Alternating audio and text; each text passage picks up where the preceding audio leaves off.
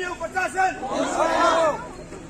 AMU प्रशासन AMU प्रशासन AMU प्रशासन 1 2 3 4 नहीं चलेगा अत्याचार 1 2 3 4 नहीं चलेगा अत्याचार 1 2 3 4 नहीं चलेगा अत्याचार हमारी मांगे हमारी मांगे हमारी मांगे We want justice! We want justice! We want justice! तानाशाही नहीं चलेगी तानाशाही नहीं चलेगी नर्सेज यूनियन जिंदाबाद नर्सेज यूनियन जिंदाबाद आवाज दो आवाज दो हमारी मांगे पूरी करो पूरी करो पूरी करो पूरी करो नर्सेज एकता नर्सेज एकता नर्सेज एकता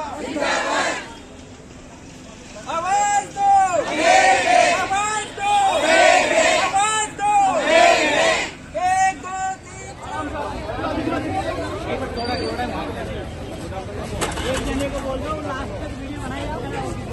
शक्ति थोड़ी ऊपर रखो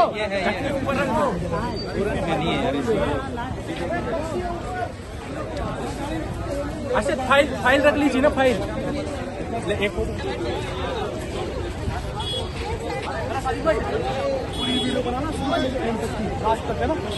ठीक है JNMCH आज 28 मई 2025 को Jawaharlal Nehru medical college hospital JNMCH के नर्सिंग ऑफिसर यूनियन द्वारा वर्षों से लंबित मांगों को लेकर एक शांतिपूर्ण मार्च निकाला गया, जिसमें नर्सिंग ऑफिसर इंचार्ज और अन्य स्टाफ ने यह मार्च ट्रॉमा सेंटर से शुरू होकर पुराने OPD ब्लॉक होते हुए मुख्य चिकित्सा अधीक्षक CMS कार्यालय तक गया। इस दौरान यूनियन की ओर से CMS डॉक्टर हबीब रजा को एक आधिकारिक ज्ञापन सौंपा गया। यूनियन के अध्यक्ष सिजाउद्दीन अंसारी, सेक्रेटरी जनरल रिंकू चौधरी, उपाध्यक्ष निसार जहान और शाकिर, जॉइंट सेक्रेटरी कामिल, संपत, शाजिद, अजबर, अकबर, तौशिफ, सादिक, स्ट्रेला भारद्वाज, साहिबा, इंदु इस मार्च में प्रमुख रूप से शामिल रहे। यूनियन का कहना है कि वर्ष 2016 से अब तक नर्सिंग स्टाफ की नई भर्तियों का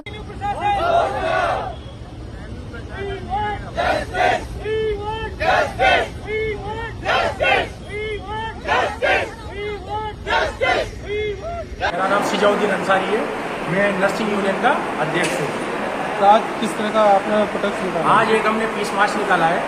यहाँ पर स्टाफ की बहुत शॉर्टेज है। पहला हमारा पीस मार्च का पॉइंट है रिक्रूटमेंट।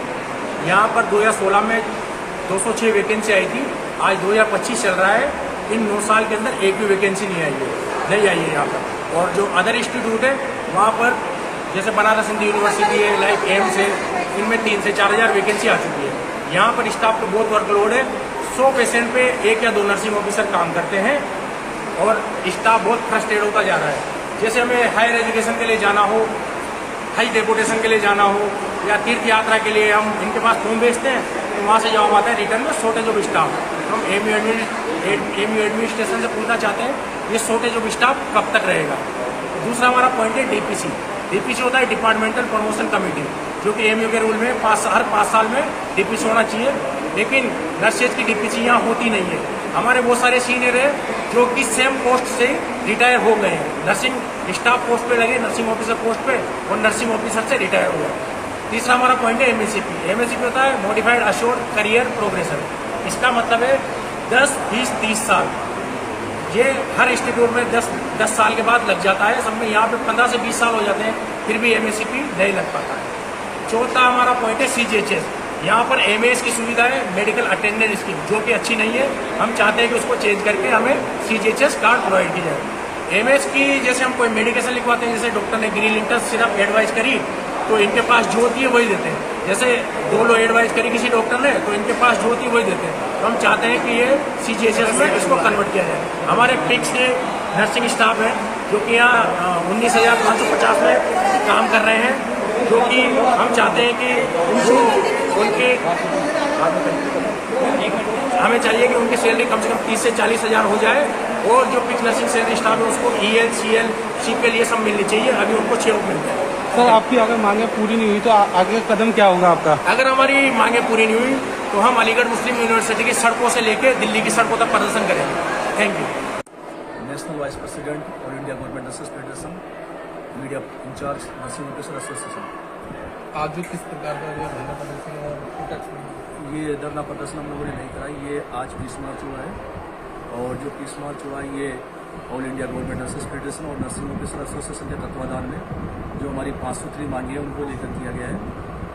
हमने आज के 1 महीने पहले वाइस चांसलर मैडम को एक मेमोरेंडम दिया था, उसमें जो है हमारी 5 सूत्री मांगे लिखी गई थी, जिसमें DPC, रिक्रूटमेंट, MSCP और पिक्सल स्टाफ की जो सैलरी उसको हाई करना, उनको ELCL और मास बुक का जो है बेनिफिट देना था। ये सारी मांगों को लेकर हम लोगों ने एक मेमोरेंडम दिया, लेकिन 1 महीने के होने के बाद भी उस मेमोरेंडम पर किसी प्रकार का कोई रिएक्शन नहीं हुआ। तो उसके बाद हम लोगों ने इस तरीके का एक मार्च निकालने का आह्वान किया और हमारे साथ में लगभग 200 से 300 नर्सिंग ऑफिसर्स हैं जिन्होंने इतनी कड़ी दूर में दूर के अंदर भी इस मार्च को सफल बनाया। तो सर आपकी अगर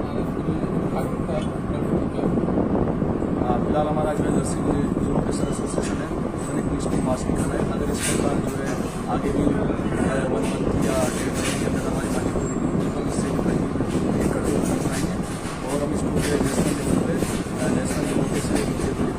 हम है से बात करेंगे बात करेंगे और फिर भी नहीं होता तो हम लोगों को फिर जो है एक बनाना पड़ेगा इस टाइम मेरा नाम है, मैं नर्सिंग ऑफिसर एसोसिएशन में जनरल सेक्रेटरी हूँ। तो आज हमारा जो 20 मार्च का मेन पॉइंट है वो है रिक्रूटमेंट। यहाँ पर 2016 के बाद कोई रिक्रूटमेंट नहीं हुआ है। 2016 में 206 वैकेंसी आई थी, जिसमें से कि कुछ लोग हैं लगभग 150 के समथिंग लोग हैं वो छोड़ के जा चुके हैं, रेजिग्नेशन हो गया है। दूसरा कुछ हर साल रिटायरमेंट हो रहे हैं, इंचार्जेस के रिटायरमेंट हो रहे हैं, नर्सिंग ऑफिसर्स के रिटायरमेंट हो रहे हैं, लेकिन यहाँ पर वैकेंट पोस्ट हैं उनके ऊपर जो कोई भी कार्रवाई नहीं हो रही है, फिलअप नहीं हो रही है। जो वैकेंट पोस्ट हैं वैकेंट ही रही है। 2016 के बाद कोई भी वैकेंट पोस्ट है फिलअप नहीं हुआ है। और दूसरा है कि यहाँ पर जो as per bed capacity 1200 bedded hospital के अंदर 450 नर्सेज काम कर रही हैं, जो कि इंसफिशियंट है।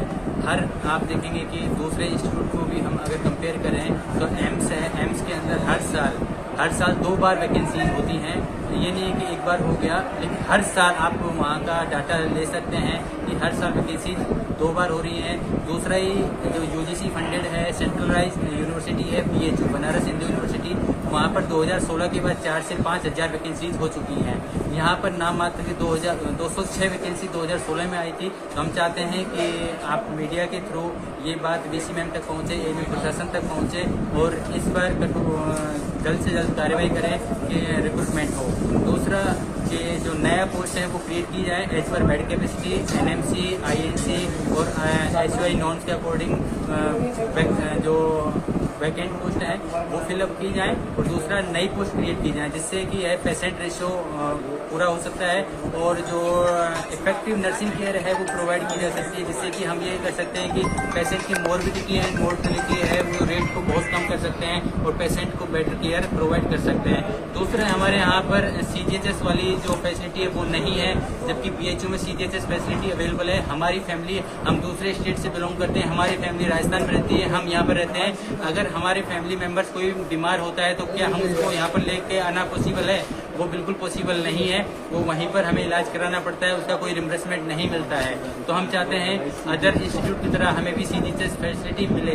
दूसरा हमारे यहाँ पर फिक्स सैलरी वाले एम्प्लॉइज काम कर रहे हैं, फिक्स सैलरी वाली नर्सेज काम कर रही हैं। उनकी सैलरी पहले 14,000 थी, अभी 19,000 कर दी है, जो कि नाम मात्र की बहुत कम है। जैसे कि आप देखेंगे कि इतनी बड़ी महंगाई के अंदर 19,000 में कोई कैसे अपनी फैमिली को सर्वाइव कर पाएगा, कैसे अपने बच्चों को एजुकेशन दे पाएगा, कैसे अपने हेल्थ फैसिलिटीज दे पाएगा।